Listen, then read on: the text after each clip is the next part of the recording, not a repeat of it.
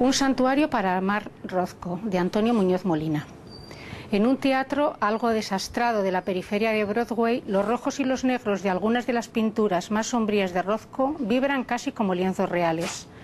Son copias, facsímiles, invocaciones logradas gracias a efectos de oscuridad y de luz, pero tienen una presencia tan severa como Alfred Molina, que durante hora y media monologa y se ve y se mueve sobre el escenario o se queda quieto en el interior del hechizo de sus propias visiones, fumando delante de una pintura inacabada como delante de un muro o de una puerta a medio abrir, compartiendo sus rachas de desaliento o fervor con un asistente joven al que apenas ve, aunque lo tiene junto a él en su estudio.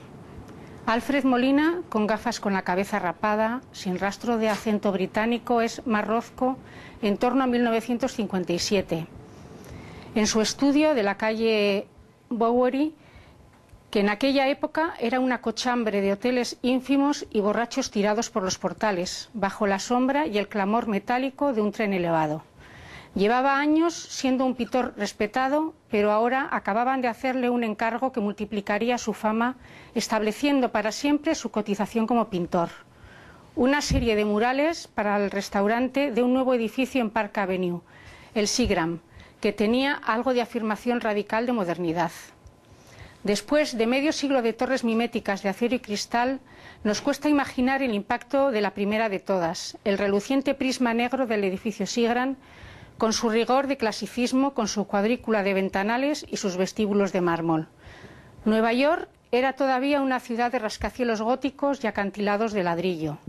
Cuando Mar Rothko se fuera acercando desde lejos a la torre abstracta de Mies van der Rohe y Philip Johnson, sentiría de antemano el poder brutal del dinero, la fragilidad de cualquier presencia humana, incluida la de un artista al que los ricos compran sin demasiado esfuerzo, para que les alimente la vanidad o les decore un comedor de lujo.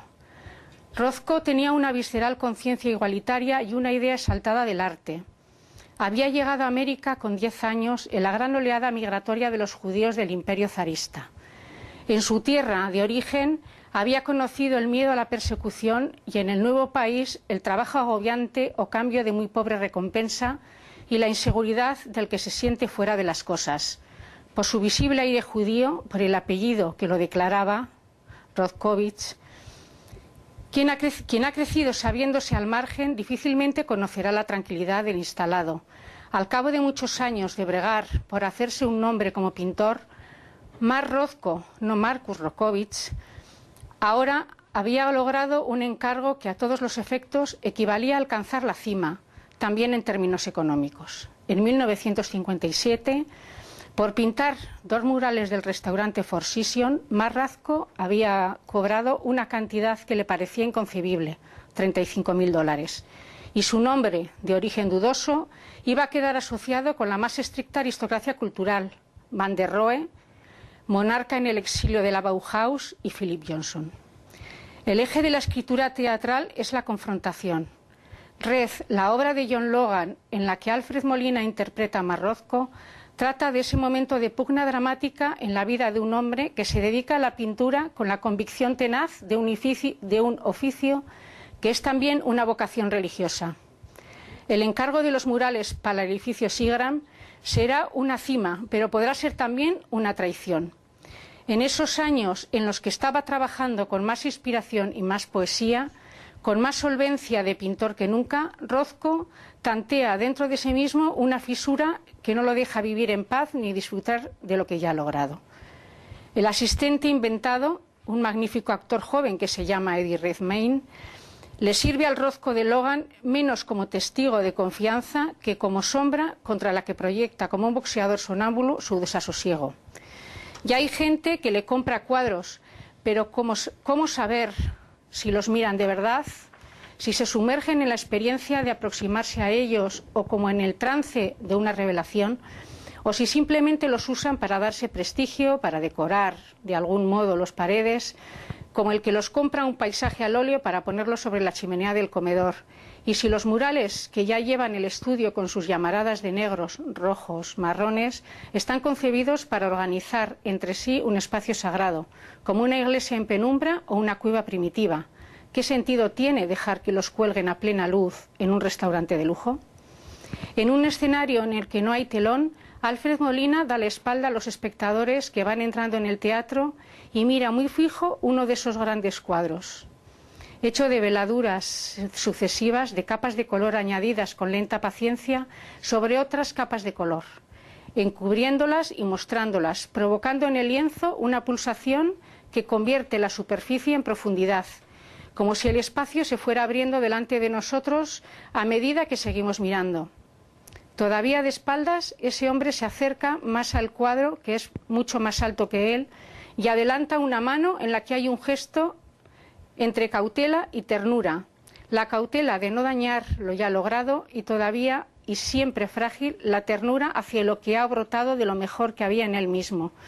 Lo que hace tanta compañía y tiene tanto de declaración secreta y sin embargo dentro de poco estará en otro lugar, en manos de desconocidos. Quizá en ese restaurante en el que poca gente dejará de prestar atención a una comida de negocios para fijarse en la pintura.